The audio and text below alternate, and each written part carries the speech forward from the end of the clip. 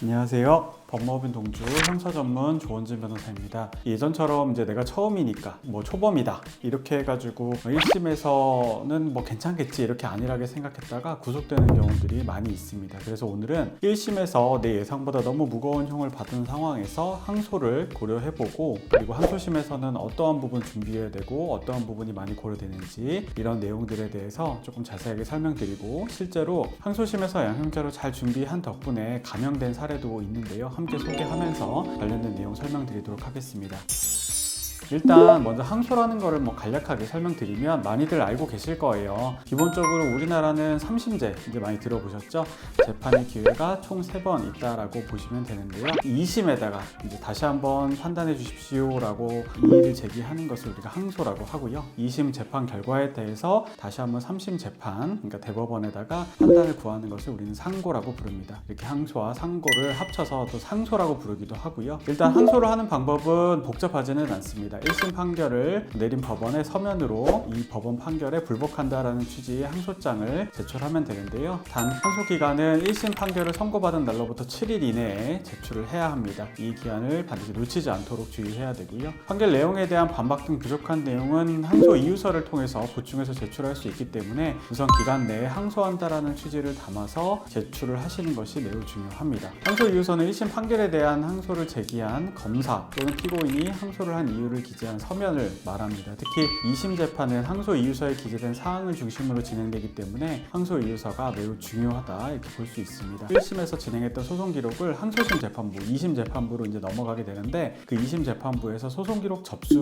통지라는 걸 보내주게 돼요. 그러니까 우리가 이 소송 기록을 받았습니다라는 내용인데요. 이것을 받은 날로부터 20일 이내에 항소 이유서를 제출해야 됩니다. 만약에 그런데 이 항소 기한을 내가 놓쳤다, 7일이라는 이 항소 기한을 놓쳤다 그러면 예외적으로 상소권 회복 청구라는 걸 해볼 수는 있는데요. 다만 이것은 모든 경우에 가능한 것은 아니고, 책임질 수 없는 사유로 인해서 판결문을 송달받지 못했다든지 선고기일에 참석을 못했다든지 이런 내용들로 인해서 항소를 제기하지 못한 경우에만 아주 이례적으로 인정이 된다라고 보시면 됩니다. 또한 사유가 사라진 날로부터, 즉 이런 사유를 알게 된 날로부터 7일 이내에 청구해야 되고 항소장과 함께 동시에 제출해야 합니다. 그래서 원칙적으로 항소 기한 내에 항소하는 거를 굉장히 신경을 많이 쓰셔야 됩니다. 항소를 할 수 있는 사람에는 피고인뿐만 아니라 검사도 포함되기 때문에 검사도 항소를 제기할 수 있다는 점도 알고 계셔야 됩니다. 1심에서 다행히도 내가 만족할 만한 형량을 받았다고 하더라도 항소심에서 다시 한번 다퉈지는 경우에 형량이 높아질 수도 있기 때문에 잘 준비를 해야 된다는 점도 잊지 마셔야 합니다.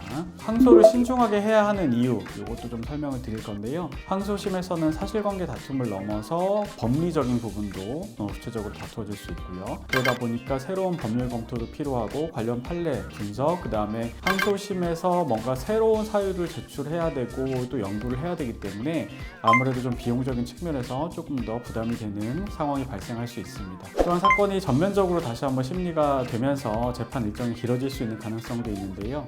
1심보다 많은 기일이 잡히는 경우도 있고, 피고인 스스로도 재판에 계속해서 반복해서 참여해야 하는 부분들, 이런 부분들이 있기 때문에 아무래도 비용적인 부분들, 그 다음에 시간적인 부분들, 이런 부분들을 좀 잘 고려를 해서 아무래도 최근에 이런 유사한 사안을 많이 다뤄본 경험 많은 변호사와 함께 분석해서 실질적으로 항소의 실익이 있는지를 판단하는 것, 이게 매우 중요합니다. 그러면 항소심에서는 1심보다 뭐에 집중해야 되는지 이 부분 설명드릴 텐데요. 결국에는 1심과 똑같이 접근해서는 감형을 기대하기 어렵습니다. 항소심에서는 새로운 주장 아니면 관련 새로운 법리, 어떤 새로운 증거 이런 부분들이 꼭 필요한데요. 1심 때 제출했던 양형자료를 2심 때도 보완 없이 그대로 제출한다. 재판을 해주시는 판사님들 입장에서 보기에는 크게 의미가 없을 수 있어요. 그렇기 때문에 1심에서 내내 주장했던 것, 제출했던 것 이상의 자료 내지는 그 자료들을 보완하는 형태로 해서 조금 더 적극적으로 어필을 해야 되는 것들이 필요합니다. 혈중 알코올 농도가 얼마나 되었는지, 사고는 발생했는지, 반성을 하고 있는지, 과거에는 이런 이력을 가지고 있었는지, 실질적으로 경제적으로는 어떠한 상황인지 여러 가지 사정을 고려해서 유리한 부분을 중심으로 단순히 나열식으로 하는 것보다는 우리가 강조해야 될 부분과 그 다음에 꼭 다시 한번 짚어주셨으면 하는 부분을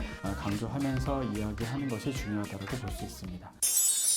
감형에 성공한 저희 동주의 성공 사례 두 가지 간략하게 설명해 드리려고 하는데요. 성공 사례는 많이 있지만 여러 가지 성공 사례들 중에서 조금 여러분들 확 와닿을 수 있는 그런 내용으로 저희가 두 가지 사례만 설명을 드리도록 하겠습니다. 일단 첫 번째 사례는 음주운전 재범이셨고 혈중 알코올 농도는 0.2% 정도, 1심에서 징역형 이렇게 선고받으셨는데요. 항소심에서 집행유예로 감형된 사례입니다. 1심 때는 변호사 조력 없이 진행해서 결국에는 좀 가볍게 생각하셨다가 법정에서 법정 구속되시고 복역을 하고 계셨는데요. 재범이고 수치가 높았다. 그러다 보니까 아무래도 재판부 입장에서는 무거운 처벌을 내리실 수도 있겠다라고 예상은 하셨다고 해요. 하지만 징역형까지 선고될 줄은 모르고 갑작스럽게 구속된 이후에 가족분들이 저희 법인을 찾아오셨는데요. 저희가 중요하게 강조하면서 이제 재판부를 설득했던 부분은 이제 몇 가지 요소가 있었는데, 먼저 첫 번째로는 사건 경위에 있어서 실제로 주행하셨던 거리가 비교적 짧다. 음주운전에 있어서 운전거리를 아주 많이 고려하시지는 않아요. 하지만 실제 이 사례에서는 운전한 거리가 총 350m 정도밖에는 되지 않았어요. 그것도 외진 골목길에서 다른 차량이 크게 없는 상황에서 아주 조심스럽게 이동을 했고 사고 없이 안전하게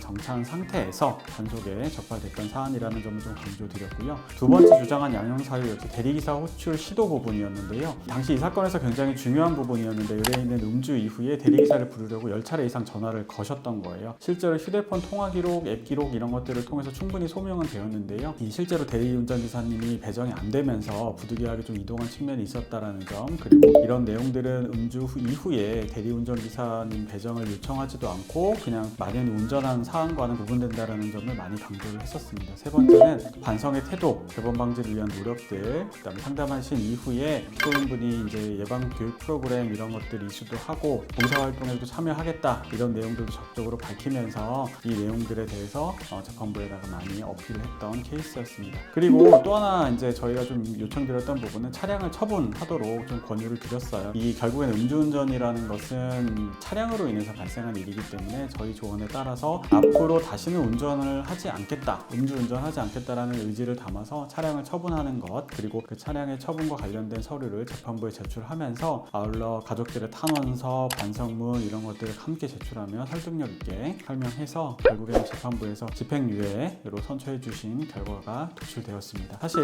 0.2%라는 수치는 정말 높은 수치예요. 아무리 초범이라고 하더라도 0.2%의 수치가 있다 그러면, 사고도 심지어 발생하지 않았다고 하더라도 재판부가 보기에는 굉장히 가볍지 않은 사안으로 보고 이렇게 징역형을 선고하실 수도 있다는 점을 유념하셔야 합니다. 두 번째 사례는 검사가 실질적으로 1심에서 이제 형을 받았는데 형이 낮다고 하면서 항소를 제기한 사례였어요. 하지만 검찰의 주장이 받아들여지지 않았으면 물론 벌금이 절반으로 감액된 케이스가 있습니다. 일단 우리 의뢰인 분은 음주운전 재범이셨고 혈중 알코올 농도는 0.071%였습니다. 처음에 호흡 측정 당시에는 처벌 기준을 아주 조금 넘었는데 이후 체열 측정을 요청을 하셔서 높은 수치가 좀 나오게 됐는데, 이후에 이제 정식 재판을 청구하게 되었고 1심에서 벌금 800만 원이 선고된 케이스입니다. 이에 대해서 검사가 처벌이 너무 가볍다 그러면서 항소를 제기했고, 더 높은 형이 내려지는 것을 막기 위해서 항소를 함께 제기를 해서 진행했던 케이스입니다. 첫 번째 저희가 좀 강조했던 부분은 음주운전 이후에 대리 기사님을 이용해서 일단은 귀가를 했다는 점입니다. 하지만 도착한 집 앞에서 이 주차 공간을 못 찾으셨던 거예요. 그래서 부득이하게 200m 조금 안 되는 거리를 운전하다가 다른 주민의 신고로 적발된 상황이었어요.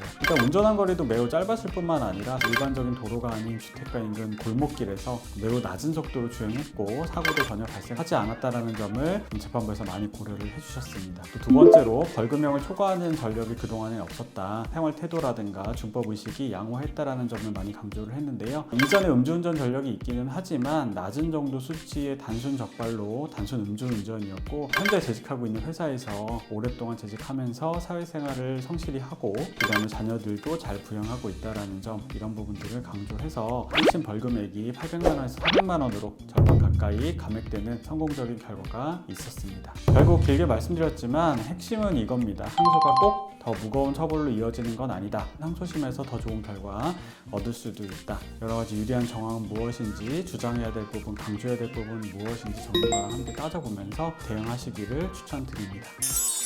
오늘은 음주운전 항소를 준비할 때 반드시 확인해야 될 사항, 그리고 실제 성공 사례를 소개드렸는데요. 음주운전 항소 관련해서 도움이 필요하신 분들 저희 동주로 연락 주시고요. 오늘 영상도 많은 분들께 도움이 되었으면 좋겠습니다. 그럼 저희는 다음에 또 좋은 영상으로 돌아올게요. 감사합니다.